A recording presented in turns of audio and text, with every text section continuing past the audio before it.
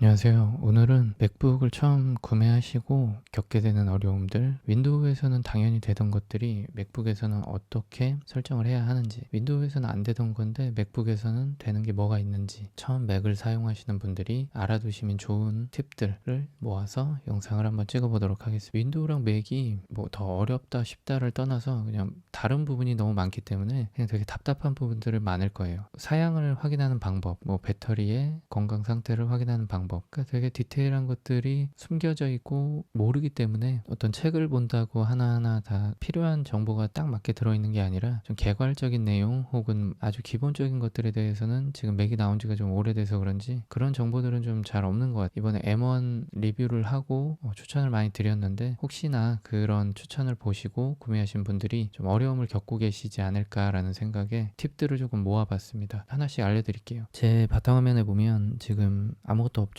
이 위에도 숨었다 나타나고 아래도 숨겨졌다 나타나고 이런 것들이 처음엔 디폴트 값은 다 보이게 돼 있는데 이 에어 같은 경우는 13인치잖아요. 그렇다 보니까 이 전체 화면으로 뭔가를 하고 싶은데 고정된 것들의 정보가 화면을 더 작게 써야 되는 그런 불필요함들을 좀 줄이고자 이런 세팅을 저는 해놨고요. 이것뿐만 아니라 기본적인 세팅들을 체크해 볼 만한 게 뭐가 있는지 하나씩 살펴보겠습니다. 이 맥에 관하여를 읽는 방법, 여기서 사과를 누르고 이 맥에 관하여로 들어가면 운영체제 버전이 올라가 있는지, 얘는 지금 빅서를 탑재하고 나온 모델이라서 빅서가 들어가 있고 거기에 대한 세부 버전까지 표시가 됩니다. 맥북 같은 경우는 이제 배터리가 상당히 좀 중요하잖아요. 그래서 시스템 리포트에 들어가시면 이 전원 탭이 있어요. 이 전원으로 들어가셔서 배터리의 건강 상태, 사이클 수가 몇이고 현재 최대치 얼만큼을 이용할 수 있는지 요거를 확인하는 방법. 다시 한번 시스템 리포트에서 중간쯤 전원을 누르시면 사이클 수와 배터리 헬스, 배터리의 건강 상태를 한번 체크를 해볼 수가 있습니다. 여기서 이제 업데이트의 내용이 있으면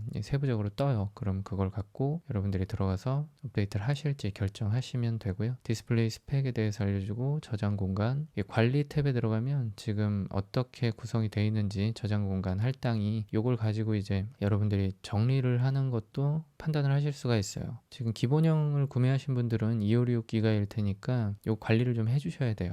본격적으로 환경 설정으로 한번 가볼게요. 여기서 일반 탭에 들어가셔서 다크 모드와 라이트 모드를 결정하실 수가 있어요. 자동으로 해놓으면 그 일출 일몰 시간을 연계해서 변합니다. 나머지 것들은 딱히 건드리지 않는데 여러분들께서 필요하신 게 있는지 한번 살펴보시고 독에 대한 이 세팅 값은 한번 보시는 게 좋아요. 이 독의 크기도 이렇게 조절을 할 수가 있고 위치도 바꿀 수가 있어요. 뭐 예를 들어 이제 편집을 할 때 항상 이 하단 쪽에 커서가 많이 가야 하는데 숨겨놨다가 자꾸 이렇게 나타나는 게 불편하다면 오른쪽이나 왼쪽으로 바꿔주시면 수월하게 사용하실 수 있겠죠. 그리고 이 확대에다가 체크를 해주시고 하면은 지금 보시면 얘는 이제 변화가 없잖아요. 이렇게 아이콘을 서치를 해도. 근데 여기서 확대에다가 표시를 해놓으시면 이렇게 확대 효과를 볼 수가 있어요. 이것도 이제 크게 해놓으면 가장 크게 본인의 느낌에 맞게 세팅을 해서 쓰시면 될 것 같아요. 여기 다른 것들도 독 메뉴에 대한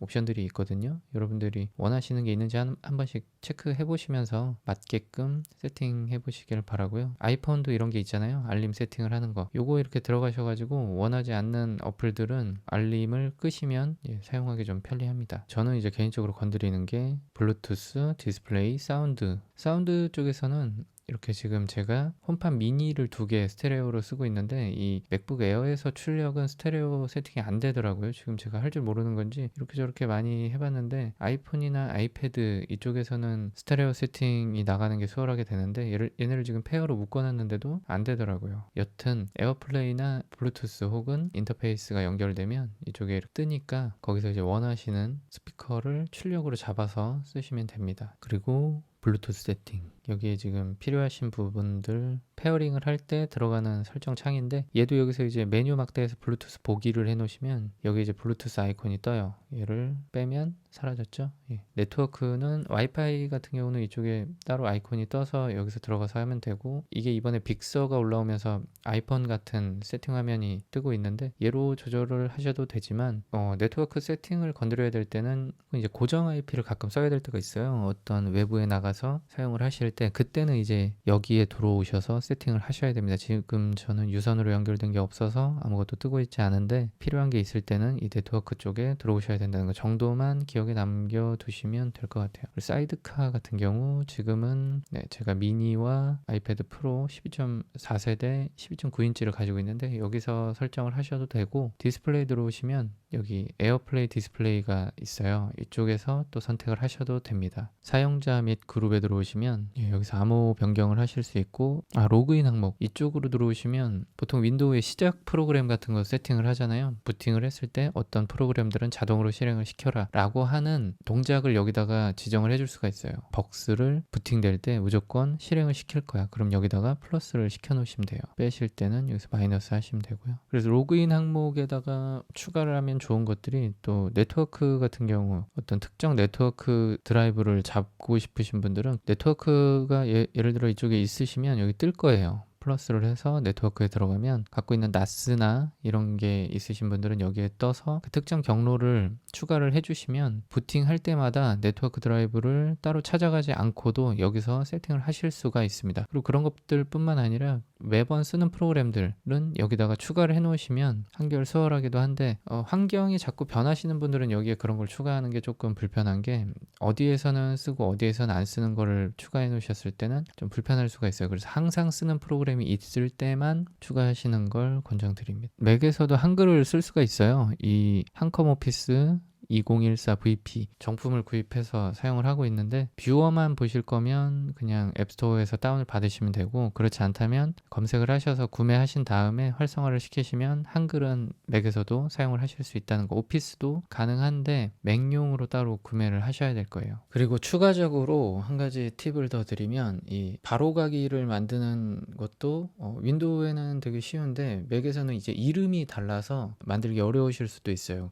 예를 들어 파이널 컷 프로 같은 경우에 바로가기를 만들려고 하면 우클릭 개념으로 하기 위해서 두 손으로 터치를 하면 우클릭이 되고 여기서 옵션에서 파인더에서 보기 그럼 여기서 다시 우클릭을 하면 가상본 만들기라는 게 있어요. 가상본 만들기 얘를 누르면 가상본이 저는 이제 하나 있었기 때문에 추가로 만들어졌는데 이게 이제 바로가기 같은 거예요. 바탕화면에 끌어다 놓으면 이렇게 만들어집니다. 얘를 더블 클릭하면 파이널 컷 프로가 실행이 되고 이게 이제 계속 맥을 쓰시던 분들은 이 독에 있는 게 더 편한데 윈도우를 계속 쓰시던 분들은 이 바탕화면에 아이콘이 없으면 좀 불안할 수도 있겠다는 생각이 들어요. 파이널 컷 프로가 아니라 그냥 이 응용 프로그램에서 다 바로가기를 만들면 되거든요. 우클릭 하시고 가상본 만들기 얘를 또 끌어다 놓으면 한글에 대한 바로가기가 된 겁니다. 여기 보시면 화살표가 작게 있죠? 이렇게 판단하시면 될 것 같습니다. 자, 여기까지는 어떤 세팅이나 기본적인 것들에 대해서 한번 말씀을 드렸고 지금부터는 조금 실용적인 단축키에 대해서 한번 설명을 드릴게요. 윈도우에는 없는데 맥에 있는 키가 이 커맨드 키거든요. 커맨드 키를 일단 기반으로 움직인다고 생각하시면 좀 편할 것 같아요. 모든 단축키에는 커맨드 키가 주축키다 라고 생각하시면 됩니다. 예를 들어 이제 이 파인더에서 하나씩 선택하는 게 아니라 전체 선택 커맨드 A를 누르면 이렇게 올 선택이 되는 겁니다. 컨트롤 A하고 거의 같은 거죠. 커맨드 Z를 하면 그리고 취소를 취소하는 버튼이 커맨드 Shift Z, 커맨드 Z, 커맨드 Shift Z. 한번 살펴볼까요? 자, 여기서 보시면 지금 제가 이렇게 잘라놨잖아요. 얘를 커맨드 Z로 자른 거를 취소했어요. 근데 커맨드 Shift Z를 하면 그 취소를 다시 취소하는 기능. 예를 들어 커맨드 Z로 쭉 막 너무 많이 없애버렸다면 이걸 커맨드 Shift Z로 하면 다시 그거를 살려낼 수가 있습니다. 요거 은근히 좀 좋은 키예요. 커맨드 F를 누르시면 맥북 내에서 그 왜 탐색기에서도 윈도우 전체 검색을 하기도 하잖아요. 그래서 커맨드 F를 누르면 전체 검색을 할 수가 있어요. 커맨드 F 그럼 이제 맥에 있는 뭐 예를 들어 카카오톡을 찾고 싶다 그러면 이렇게 찾으실 수도 있고 뭐 벅스 이렇게 설치해 놓은 어플이 어디 있는지 찾기 좀 불편할 때 하시면 됩니다. 지금 그리고 제가 커맨드 W를 눌러서 창을 껐잖아요. 커맨드 F로 하다가 커맨드 W를 누르면 현재 창을 닫는 기능입니다. 커맨드 S 같은 경우는 아까 뭐 어플을 실행해서 뭔가를 하고 있는데 한글을 띄워서 예를 들어 작업을 하고 있다가 여기에서 커맨드 S를 누르면 저장을 할 수가 있어요. 자, 근데 여기서 커맨드 Shift S를 누르면 다른 이름으로 저장하기 그러니까 요게 쉽게 얘기하면 save as가 되는 거죠. 버전 관리를 할 때 보통 다른 이름으로 저장을 많이 하시는데 커맨드 S는 거기다 계속 덮어 쓰면서 저장을 하는 거고, 커맨드 Shift S를 누르시면 다른 이름으로 저장하기. Shift S를 한번 볼게요. 하나를 선택한 다음에 Shift S를 누르면, 그냥 방향키를 누르면 하나씩 이동한다면 Shift를 누른 채 가면 이 드래그처럼 이동을 해요. Shift를 누른 채 방향키를 누르면 드래그 기능이다. 사파리를 쓰실 때 세로 고침, 여기 이제 이 화살표를 눌러도 세로 고침이 되긴 하는데 커맨드 R을 누르면 세로 고침이 돼요. 이게 어떤 구매를 하려고 대기하는데 특정 시간에 오픈을 한다던가 아니면 티켓팅을 할 때 좀 유용한 기능이 되겠죠. 커맨드를 누른 채로 기사를 한번 클릭을 해볼게요. 그 새 창에서 그 기사를 띄워줘요. 커맨드 누른 채로 링크를 누르면 그 창에서가 아니고 그 창을 둔 채로 새로운 창에서, 새 창에서 띄워준다는 거. 그리고 아까도 보셨는데 커맨드 W 누르면 창을 하나씩 지워갑니다. 그리고 새 창을 추가하는 건 커맨드 T를 누르시면 새로운 창이 계속 추가가 돼요. 이거는 많이 쓰시진 않을 텐데 커맨드 옵션 W라는 또 단축키가 있어요. 지금 창이 총 5개 띄어 있는데 이 선택된 창에서 커맨드 옵션 W를 누르면 현재 창 말고 나머지를 다 날려버립니다. 예를 들어 이제 뭔가를 찾으려고 많이 띄웠는데 이 창 말고 다 필요 없다 라고 싶을 땐 커맨드 옵션 W. 근데 기본적으로 커맨드 W만 기억을 해놓고 있으셔도 이 창을 이제 없애는 기능이기 때문에 그 정도 사용하시면 되고, 혹시나 뭐 정말 창을 많이 띄웠다가 없앴다 하시는 분들은 커맨드 옵션 W까지 기억하시면 좋을 것 같네요. 그리고 커맨드 Q를 누르면 실행되고 있던 프로그램을 종료시켜 버립니다. 프로그램 기준이기 때문에 예를 들어 이렇게 여러 개가 띄워져 있다면 커맨드 Q, 커맨드 Q, 커맨드 Q, 커맨드 Q, 그러면 어플을 혹은 프로그램을 다 종료를 해주기 때문에 이것도 좋은 단축키라고 볼 수 있겠죠. 그리고 아까 독에 대해서는 옵션 메뉴를 좀 보셨는데 커맨드 옵션 D를 누르시면 숨겨놨던 독이 고정 형태로 나와요. 그리고 다시 한번 커맨드 옵션 D를 누르면 다시 숨기기 기능이 돼서 필요에 의해서 숨겨놨는데 가끔 고정된 독이 필요할 때는 커맨드 옵션 D를 누르시면 된다는 거 기억하시면 좋겠네요. 카톡이나 이런 거 하실 때도 많이 필요하실 텐데 커맨드 컨트롤 스페이스바 이모티콘을 넣을 수가 있어요. 이모티콘을 자주 사용하시는 분들은 뭘 먼저 눌러도 사실 상관은 없어요. 컨트롤 커맨드 스페이스바가 동시에만 누르면 되거든요. 윈도우에서 왜 뭐 이것저것 하다가 안 되면 컨트롤 알트 델 해서 작업 관리자 모드로 들어가잖아요. 그거를 여기서도 할 수가 있어요. 커맨드 옵션 ESC. 현재 실행되고 있는 프로그램들을 종료할 수 있는 창이 뜹니다. 자, 다시 한번 커맨드 옵션 ESC 컨트롤 알트 델의 역할을 한다는 거. 여기서 이제 트랙패드로 확대 축소가 다 되기 때문에 뭐 좀 쓰질 않는 기능이긴 한데 커맨드 누르고 플러스 마이너스 버튼을 함께 눌러주시면 확대 축소가 됩니다. 커맨드 누른 채로 플러스 마이너스가 사파리에서 확대 축소라는 거. 커맨드하고 쉼표를 누르면 그 현재 머물러 있는 응용 프로그램의 세팅으로 들어갈 수가 있어요. 지금은 사파리에 활성화가 되어 있기 때문에 사파리에 대한 세팅이 켜졌고, 예를 들어 제가 이제 파인더에서 커맨드 쉼표를 누르면 이 지금 파인더에 대한 환경 설정이 뜹니다. 여기서도 커맨드 쉼표를 누르면 한글에 대한 환경 설정이 뜹니다. 커맨드 시프트 3번 4번 이게 지금 캡처예요. 커맨드 시프트 3번을 누르면 작게 나왔죠. 전체 화면 캡처. 커맨드 시프트 3번 전체 화면 캡처. 커맨드 시프트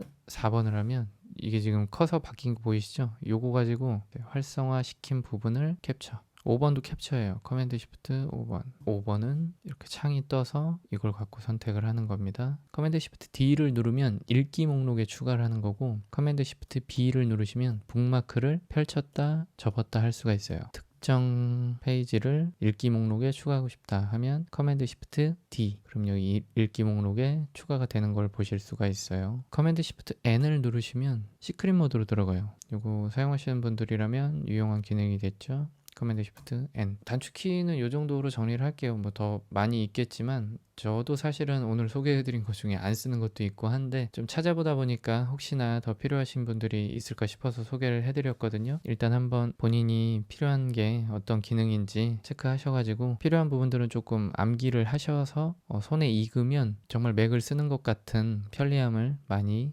느끼실 수 있을 거라고 생각합니다. 오늘 영상은 여기까지고요. 혹시나 더 궁금하신 부분이나 질문사항이 있으시면 댓글로 문의 주세요. 그러면 제가 또 찾아보고 변해드리거나 추가 영상 제작도 가능하니까 편하게 댓글 달아주세요. 오늘은 여기까지 할게요. 감사합니다.